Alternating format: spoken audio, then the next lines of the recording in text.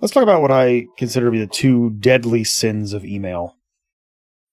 So first of all, it's not that these are problems with email inherently, to be fair.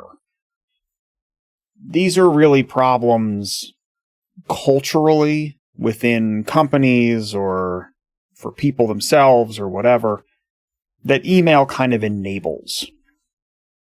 The other thing I want to mention is that this is really targeted towards people who spend a good portion of time as part of their work dealing with email. If your job doesn't really entail much email interaction, then this doesn't really apply to you. It's not really a thing you probably struggle with. Some of this maybe applies to personal life, but probably not most of it. I'm pretty sure email is going to survive the heat death of the universe. It's going to be email and cockroaches, and there's still going to be like marketing bots somewhere spamming people with email who are long gone. It's a very resilient and multi-purpose tool, which is why it has, persisted so well. And internally, there's other tools these days that are better for internal communication, various instant messaging platforms. You got Slack, you got Teams, but in terms of intercompany and interorganizational communication, between organizations, email still is a very efficient tool for that. But that kind of brings up my first deadly sin here. What I would say is that the first big problem with email is when people start treating it like a to-do list for themselves. Some of this goes back. There's a podcast called Back to Work with a guy named Merlin Mann on it. And I've been following that podcast on and off for, quite a long time. But years ago, there was a whole, I don't know what you want, segment or series or grouping of episodes where he spoke quite a lot about Getting Things Done, which is a book by a gentleman whose name I am now forgetting. I'll link to it. But Merlin, the host of this Back to Work show, was a big proponent and follower of some of the methodologies that were prescribed in this Getting Things Done book. But one of the pieces that he talked about a lot during these segments was this idea, and this really changed my viewpoint on a lot of things productivity-wise. Your to-do list should be under your control. You, as a presumably knowledge worker, should have control over what you put on a list. Now, I'm not saying that you're fully autonomous, right? Like you probably have a boss and they probably tell you to do things, and that's fine. But the idea that you are maintaining your own list of tasks that need to get done is very important for productivity purposes.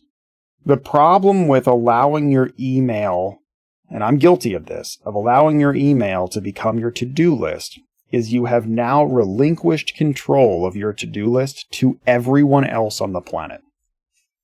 Anyone. If your general way of dealing with things is to read an email, mark it as unread, and then be like, okay, I'm going to come back and deal with that later. And if that's like your main way of remembering what you have to do through the day, or not even remembering, but prioritizing what you need to do for the day, that means that everyone else on the planet is able to put an item on your to-do list. And that's both very intrusive and very unproductive. Because if you don't get to kind of order your day and prioritize your day in a way that makes sense to get through the things you need to get through, and if you allow everybody else to be putting things on that to-do list, that's a real problem. Now, what's suggested out of this, and again, I'm guilty of this. Like I have gone through plenty of phases in my career where I've operated that way. And it's terrible. It's terrible every time. Like, even if it's not terrible at first, it becomes terrible eventually. But the recommended approach to move away from this is that you kind of keep your own to-do list somewhere. It could be on a piece of paper. It could be in an app somewhere that you use. It could be on some, project management tool if that's what you're into, like whatever. But as emails come in, X times a day, and it depends on your dynamic and everything, but let's call it once every 2 hours. Once every 2 hours, you look at your email, you go through those items, and you decide, is this something that needs to be on my to-do list? Do I need to respond to this email at all? Is there any action item here, or is this just something I can just read and be done with? And if it is an item that's be on your to-do list, mark that email as read and put it on your to-do list, wherever that is. Whether it's a piece of paper again, or some app, or Trello, or like whatever it is you use. That movement of transcribing from essentially this email, funnel into your life, over to something that you have some control over, that mental split does make a big difference. And then you can figure out how to prioritize these things. Now, if you want to get more down that getting things done methodology thing, he suggests things like having an inbox, like in your to-do world, you kind of have an inbox and an in-process list and a completed list, and you kind of move things through a process. There's also a time where you take all of your inbox items and you sort of process them and decide, is this something that I'm ever going to do anything with? Should I just table this? Should I put it into a in progress state? Should I put it on my list for tomorrow? Like, there's nuances there. You can get kind of nerdy about it. But at the very least, just minimum baseline, if you're using your email and you're doing that like mark unread thing and then coming back to it later, and that becomes how you manage your days, just try it. Try having a separate list somewhere, and only one. You can't have multiple or this whole thing falls apart, but put it somewhere. And don't just leave your inbox as a bunch of unread nonsense, because that's how it just backs up and floods over. This is related to the second deadly sin of email from my perspective. The thing that makes email so good and so useful and so important is that, unlike a Slack or something, you can send an email to anyone. This is really important for a lot of reasons. It's a great way, again, to discuss things across company boundaries. It is, for better or for worse, a great way for marketers and salespeople to try to get a hold of other people, that they're trying to sell things to. Well, I'm not sure I should say a great way, but it's a way. That ability to communicate across boundaries is really important. However, the longer you're at a company and the more conferences you go to, or the more events you attend, or the more vendors you work with, or whatever, the more and more and more lists you get on. Before you know it, your email becomes this signal to noise problem, where you are getting tons of volume of email, and maybe only a sliver of it is actually things that you need to see or need to deal with on a daily basis. This very much happened to me at my last job. I had been there a long time, and my email had just gotten completely out of control, and it didn't matter how many things I unsubscribed from or anything else. It got to the point where I'd walk away from my desk for 10, 15 minutes, and I'd come back, and it was just, 10, 15 new things, and maybe one of them was from someone I actually had to work with. This is a harder problem to solve, I think, than the first problem. And I'll tell you in a minute what I did. But what I did probably won't work for most people.